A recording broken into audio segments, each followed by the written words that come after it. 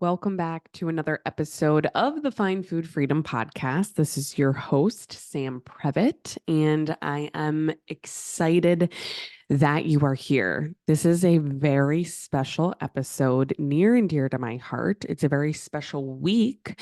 It is National Infertility Awareness Week. Some of you may have known that. Some of you may have no idea that that's a thing. But it's very special to me because I'm someone, myself and my husband, who struggled with infertility for years.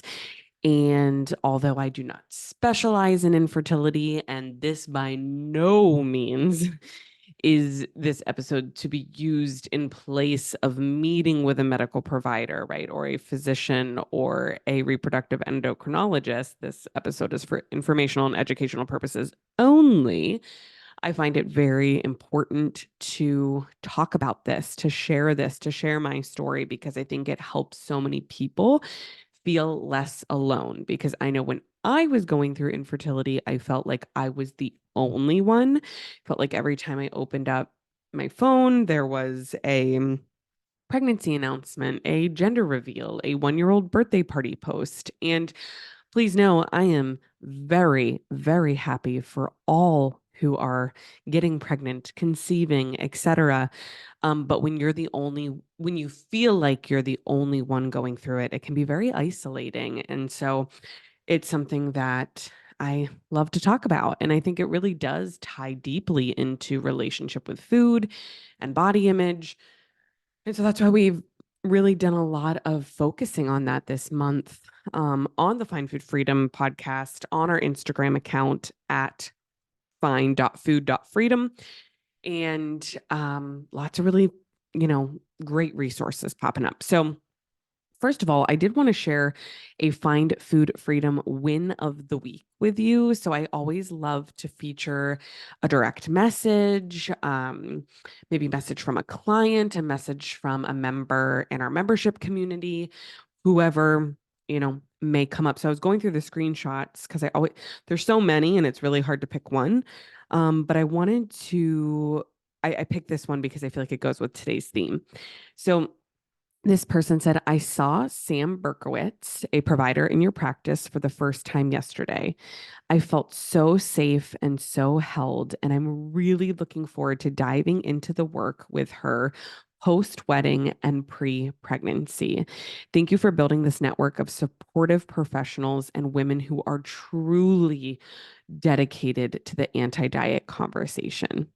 So, as you may know by now or may not, the Find Food Freedom team is made up of 13 registered dietitians and intuitive eating counselors. Sam Berkowitz, who this person was talking about, is one of our providers.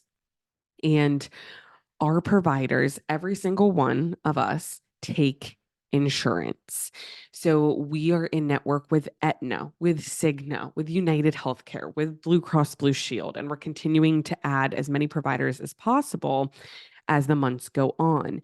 And I tell you this because we started taking insurance in January, and since then we've been able to see hundreds and hundreds of people get 100% free, $0 copay coverage to work one-on-one with our weight inclusive providers. So these are registered dietitians and certified intuitive eating counselors. I cannot scream this louder. Like, I know I'm not screaming right now, but saying it on the podcast. I, for years, would be interviewed on what is the mission of Find Food Freedom? What does your practice do? And I always would say, I want to help as many people as possible make peace with food and their body. And it got to a point where I could not take insurance anymore. We were a private pay organization. And although we were able to help so many people have health insurance. So many people have all of these amazing benefits with registered dietitians and have no idea that virtually they can utilize this. So if you're someone who listens to the podcast, you follow us on social media, maybe you've even sent me a direct message because I get a lot of DMs where I have to respond and say, I legally cannot give you medical advice in a direct message. I don't have your health history. I don't know anything about you. I only have the context of this message. Please book a session with a provider because it costs nothing. It's covered by insurance. You get to ask all of your questions, obstacles, have someone guiding you through your intuitive eating journey. I can't say enough good things about it. So, if you want to feel safe, feel held, feel validated, and experience fair, unbiased healthcare, please get your benefits checked with our team.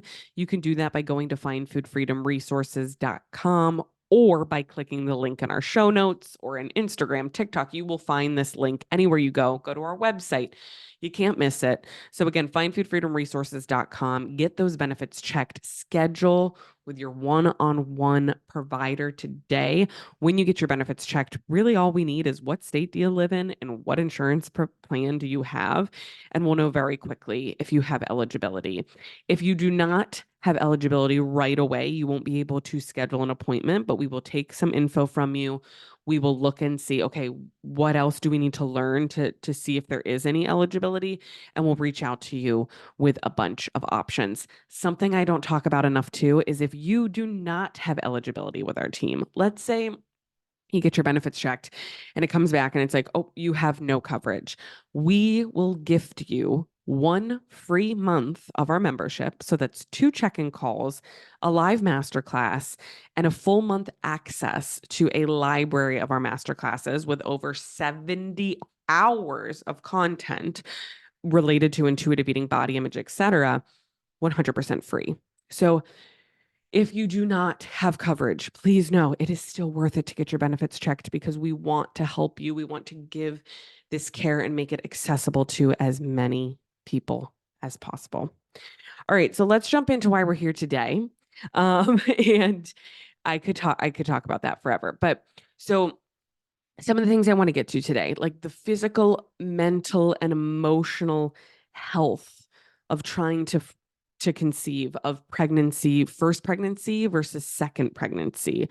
I am going on, I'm 35 weeks and a few days pregnant right now in my second pregnancy.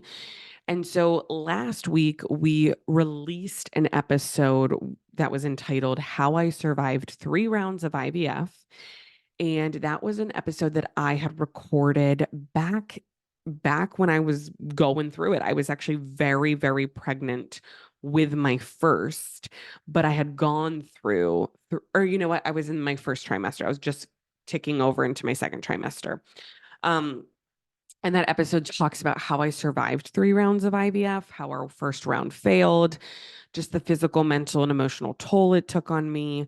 I also cover how to support a loved one going through fertility treatments because that's a question I get often on Instagram as people are like, my best friend is going through it. I don't know what to say to her. I just found out I'm pregnant and my best friend has been going through infertility. How do I have this conversation? And I'm so grateful that people ask those questions because it is really hard to navigate. And so I'm so happy to give insight on that. So, last week's episode, if you have not listened, if you are going through a fertility journey, I highly recommend just pausing here, go listen to last week's episode, and then come revisit today once you're done, just because it'll make more sense chronologically and you'll know a little bit more about what I go through. And I don't want to repeat everything on here. But I also do want to just call out some of my favorite resources. Again, these are called out last week, but to remind you, I am not a fertility specialist. I am not a reproductive endocrinologist, and I do not pretend to be one. One of my favorites is Natalie Crawford, MD, on Instagram. She's a reproductive endocrinologist, and she just has a lot of good information. I listened to a lot of her podcasts before I went through the IVF process because it is so confusing. It is so complex. It is so different and nuanced for everyone, depending on your age, depending on your medical diagnoses, depending on your husband's diagnoses or your partner. If you're using donor eggs, donor sperm, like there's so much to it. So I highly recommend going to her page because she also has a podcast. And I remember listening to so many of them to just get a really great foundational understanding of what the IVF process was or infertility treatments in general. Also, a great resource for you if you have a friend going through IVF and you want to, or loved one, and you want to educate yourself on like what is this? Because it's so confusing. I had only known of IVF as like something celebrities did to get pregnant. I had never known anything about it until I was like sitting in the fertility clinic. And our doctor looked at us and said, based on everything you both have going on, IVF is your only option. And I was like, oh my God, holy shit. So, and again, you can learn more about our journey in the previous episode. And then the other one I want to call out is Nicola Salmon. She is an amazing resource. We've had her at our Fine Food Freedom community to provide private master classes. We've had her on the What the Actual Fork podcast, and her account is Fat Positive Fertility. She's a fat positive fertility specialist. She's the author of Fat and Fertile, and she does such a great job of breaking down the research with weight and fertility and how to be an advocate, excuse me, for yourself when you're in these doctor's appointments, fertility treatment appointments. And so I love Nicola. She's such a light. She has such a sweet soul, and I always enjoy my time talking to her. So let's break this down in 3 different stages here, like first pregnancy, second pregnancy. And then I want to also talk about today how to cope with being pregnant, with having kids, even after going through infertility. Because people that have not gone through infertility will never understand your journey, no matter how hard you describe it, no matter how much you try to make them understand what you've gone through. I find that people say the dumbest shit and they mean well. But I'm here to be real with you, and I'm here to give you some tools on how to navigate some of that, because I've been through it for years now. And I would have really liked to have some of these pieces of advice as I have gone through it. So, first things first, going on a fertility journey and getting to that first pregnancy, right? So like last week's episode is all about like how to navigate fertility treatments, how to navigate your fertility journey. So now like you are pregnant, right? Let's say you get pregnant. I want to just acknowledge and validate that the moment that you find out you're pregnant, it doesn't negate everything you've just been through. And you don't have this moment, at least this is my personal experience. And I've talked to a lot of people that have been through fertility treatments and then get pregnant. It doesn't fix everything. And I think of the parallel to diet culture of like, people think that they're going, like, if I just lose weight, then I'm going to be happy. And so if you believe that, you can lose the weight, right? You can lose the weight. You can have the smaller body. You can get into this smaller body, let's say, and you look around and you say, it's still not good enough. I still hate myself. But what if this happens? But what if that, like, and all these fears are still there, because at the core, the belief systems are off. And so when we look at fertility treatments, why I say this is I think there's this false narrative out there that it's like, if I just get pregnant, then I'll be happy. And I really believed that for a long time in my fertility journey, like when we were trying to conceive, when we were going through IVF, and I couldn't find joy in life when I was going through treatments, because I was like, unless I'm pregnant, I can't be happy. Like I started to tell myself this narrative. And so I just want to validate this if you're experiencing this, and also encourage you to go back and listen to last week's episode, because I talk a lot about how a huge shift for me was during the fertility journey was coming to terms with acceptance of reality of like, we may never get pregnant.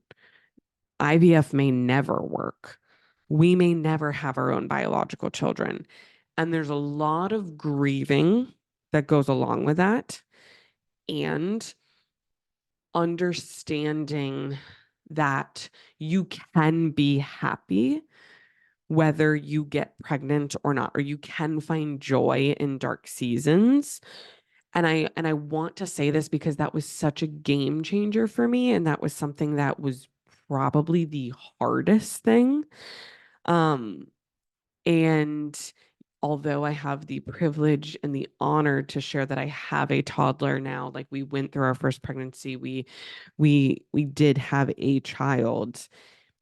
It's still like all of these things we had to sort through before then were so difficult. And I share this because I know that the people, excuse me, the women and the people that I've talked to that have gone through infertility, these are the kind of conversations we're having behind closed doors that I don't see a lot of people having publicly or like on the internet. And these are the things that I want to talk about, that if you're someone going through fertility treatments, it's really, really important.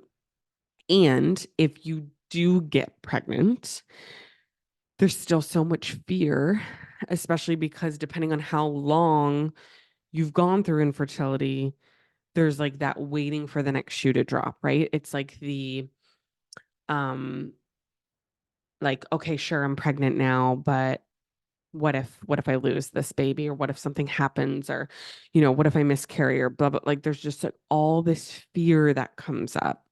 And so I want to validate for you, if you're experiencing that, recognize it. Don't push it down. Don't let it be the beach ball underwater that you push and then it's just going to pop up and continue to really cause harm. Seek out support. Talk to friends about it. Talk to a therapist about it. Talk to someone about it. Get support.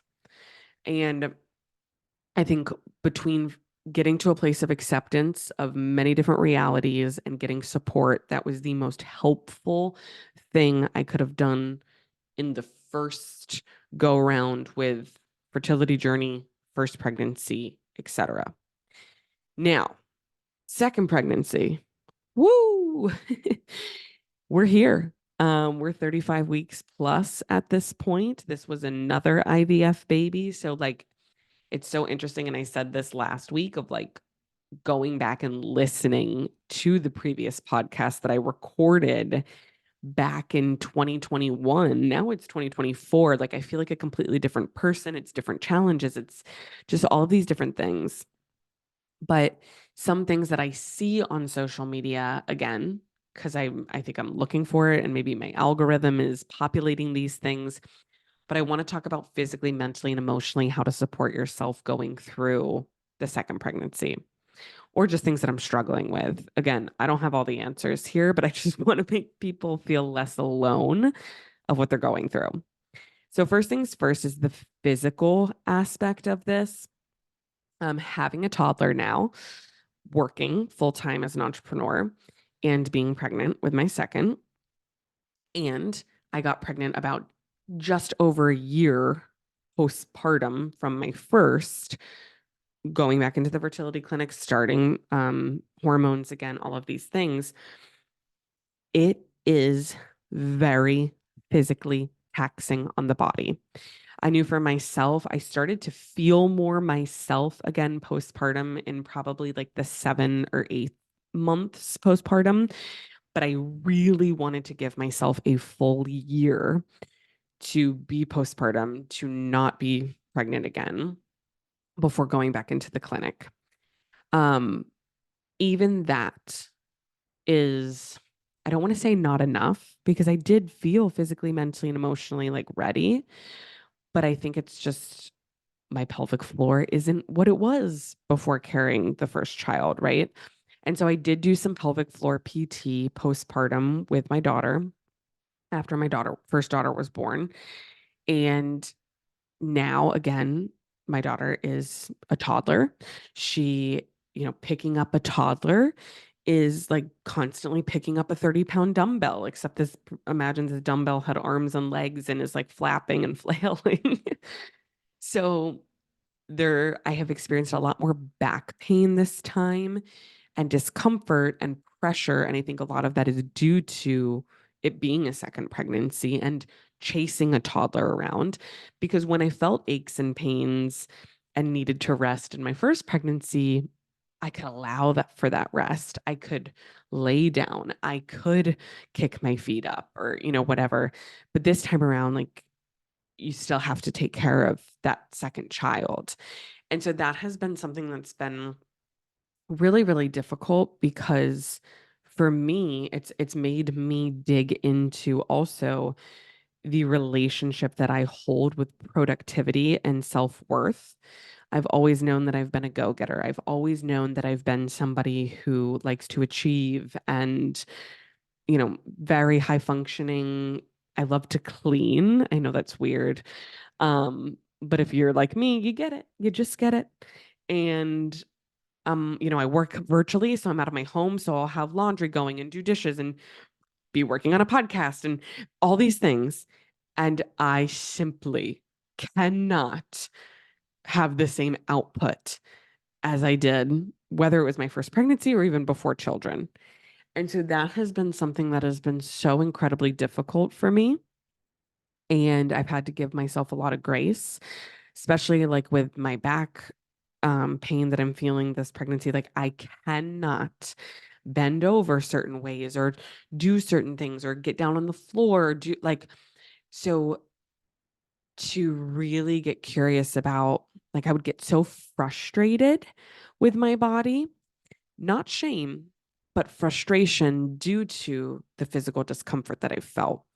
And so that's something that this can go for first pregnancy, this can go for second pregnancy, but thinking about discomfort versus shame in your body, because I get a lot of questions about body image with pregnancy. And I know I've said this on previous podcasts, but I'm happy to say it again and dig deeper here. There is a big difference between feeling physical discomfort, physical pain in your body, and shame about your body.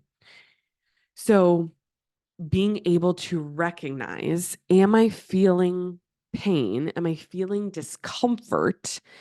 And am I able to separate that from shame? Because it doesn't matter if you are pregnant or not. If you believe in your soul that bigger bodies are less than smaller bodies, they are less worthy, they are less beautiful. It doesn't matter if you're pregnant. As your body gets bigger, you are going to feel shame about that. You're going to feel not beautiful. And I have so many women in my DMs expressing this of like, I feel shame, and they feel double shame because they're like, I know this should be like, I should be thinking this is a beautiful thing, or I should be excited about this, or I should love my belly, or I should whatever. But I'm I hate how I look. I'm very uncomfortable with the fact that my body is going to get bigger, that I don't know how it's going to be postpartum, all of these things. And so I really just want to validate for you that if you are experiencing that, don't double shame yourself. Get curious about, what do I believe about body sizes? And this is where, like, the Find Food Freedom win of the week that I shared this week at the beginning of this episode, this is where getting support from someone who is highly skilled in intuitive eating and body image is so important.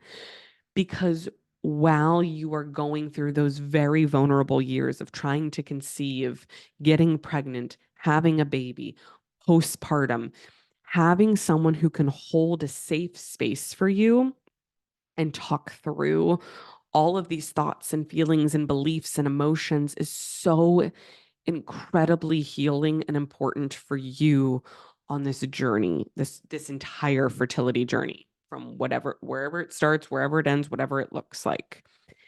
And so this time around, like, again, I always say I'm so incredibly grateful for the work that I do, because I cannot imagine if I were to have gotten pregnant, let's say in my mid to late 20s, especially closer to, like, let's say early mid 20s, when my relationship with food, my relationship with body was still so disordered. And yet I would have been asking my body to be this vessel and this vehicle for growing life. Yet I didn't respect my own body. And so I have so much empathy and grace and compassion for women who are going through their childbearing years with a very unpleasant relationship with food and body.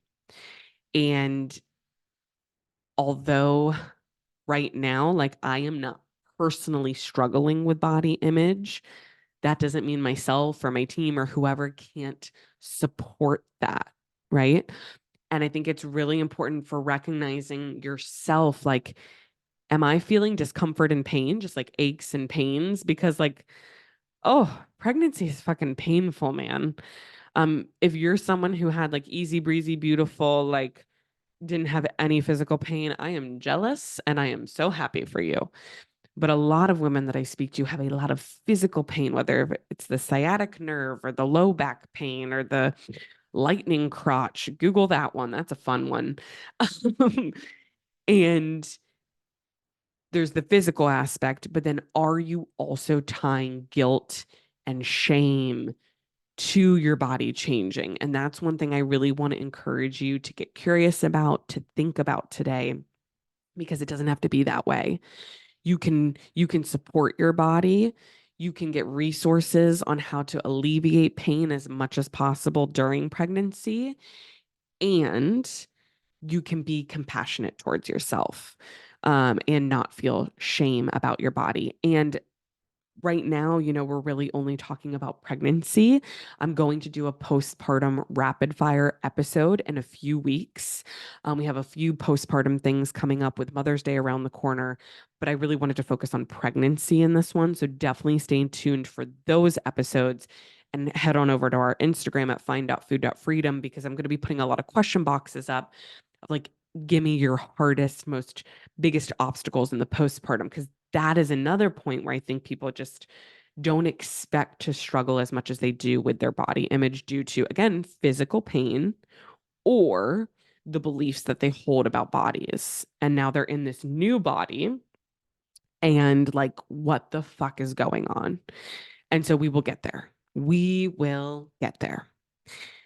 So this pregnancy, this time around, just like my first, the word that I center, and I invite you to do this. If you can pick one word to center and write it down and say it over and over and over to yourself, what would it be? What does it need to be? What's going to bring you the most peace? For me, it's the word surrender, surrendering to anything.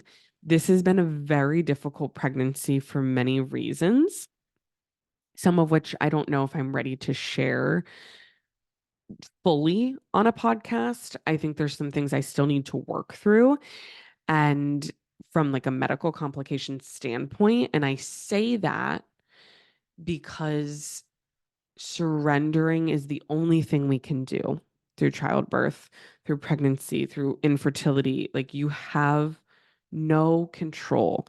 Yes, you can go to the appointments. Yes, you can get the blood work done. Yes, you can do the tests and the treatments, and you can check every box, but you do not have control. This is like the one point in life where I recognized, like, no matter how hard I work, no matter how bad I want this, it's not, I do not have full control in this situation. Do I have a part in it? Absolutely. But I do not have full control. And so surrender was my word from the first time around. And I'm clinging to that with all of my being, of surrendering this pregnancy, going into this labor and delivery, going into the postpartum time, going into navigating life with two under two, or they're going to be about just shy of 2 years apart. Surrender, surrender, surrender, surrender. So whether you want to steal my word and join me with the surrender theme, or if you want to DM me and tell me what, that word that you're picking, I would love to hear it, because I think that can be a really grounding thing of once the anxiety, thoughts, and beliefs and fears start to fly, we say those aren't welcome here, and we repeat our word, surrender, or again, whatever that word is for you. So the last thing I wanted to get to today is how to cope with pregnancy after going through infertility. And it's more so, I mean, we could spend an entire episode on this, so I don't want to go too deep here, but it's more so recognizing that people that have not been through infertility will not, no matter how much you describe, no matter how much you tell, no matter how much you share, they will not understand your journey. Now, you may be very lucky where you have some loved ones in your life that are so incredibly great at holding space and listening. That is not the norm. Do I have friends and loved ones that do have these skill sets? Absolutely, yes. But I can promise you that this is not the norm. And it took me a very long time to recognize that I had to release people of this responsibility. Like I had a very unrealistic expectation that people were going to understand what I was feeling, that people were going to understand what I was going through, that people were going to say the right things, if you will. And so I think when I got to a place of releasing that expectation from people, it was so helpful. One of the things I probably get said to me, well, and even before this second pregnancy, okay, so we had our first, right? We went through IVF, we had our first. Everybody knew, we were very open that this was an IVF child.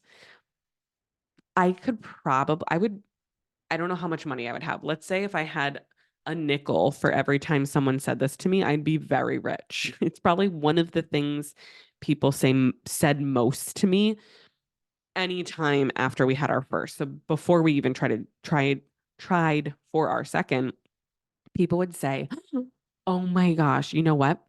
I had a friend who had to go through IVF and then with her second, poof, they just got pregnant naturally and it just happened. That is going to happen for you." Deep breaths, deep breaths here. Um, People think that when you have a child after infertility, that your medical diagnosis of infertility is poof, it's gone. Because again, to someone who has never been through it, who doesn't know the medical diagnosis of you and your partner, who doesn't understand the process, they're just trying to say something positive. And so this is like a perfect example of it used to piss me off when people would say this, but I got to a place and we could go through like 20 other things that people have said or will say to you if you do have a child after infertility. But I think the best thing that I was able to do was to release myself of this expectation that they were going to know what to say and allow them to say whatever they wanted and just move on. Did they mean any harm by that? No. Were they trying to make me feel a certain way? No. It's that toxic positivity that people kind of exude because they are so uncomfortable with grief and sadness and hardship that they want to bring light to a situation. And they don't know your medical diagnosis. They don't know your partner's medical diagnosis. They have no idea why you're seeking fertility treatments and they've never been through it. So it's so important to release yourself of those expectations that you're putting on others. Find your safe people, find your support, whether that's a fertility support group, whether that is a provider on our team that can help you navigate your relationship with food and body while going through this journey, whatever that looks like, whether it's a friend that's going through infertility. Maybe it's you have one loved one or friend who is just so good at listening to you and holding space and saying, "I'm so sorry, this fucking sucks. I'm sorry you're going through it." Then that is who you share with. Find your safe people. Surrender. This is such a vulnerable season of life for so many people, and getting the proper support is so, so crucial. So if you've listened to today's episode and you're resonating with a lot of the things I say, please know I'm holding space for you. Um, it is so extremely difficult, and I'm so grateful that you're here and that you're listening. So if you're someone who's like, I would love a neutral third party. I would love support related to food and body image in my body throughout, this process of trying to conceive, getting pregnant, delivering, postpartum. We have an incredible team of providers who would love to support you. It is such a safe space that we have created at Find Food Freedom. And again, you can go to findfoodfreedomresources.com or click the link in the show notes to get your insurance benefits checked, because you might be able to meet with a provider 100% for free. If you have Aetna, we know that you have 10 preventative nutrition, is what they call it, sessions totally covered. If you have Cigna, you definitely have 3. If you have United Healthcare, we're finding the majority of people, depending on the plan under United, have unlimited. And when it comes to Blue Cross Blue Shield, again, it's very dependent on like the type of plan you have. But if you have health insurance, get your benefits checked, come get support with our team. And again, I'm just so grateful you're here. So check back in these next few weeks, because we will be doing some postpartum episodes as we kind of wrapped up today's fertility pregnancy stuff. Um, but we have a lot of good resources coming. So thank you for being here, and I cannot wait to chat with you next week.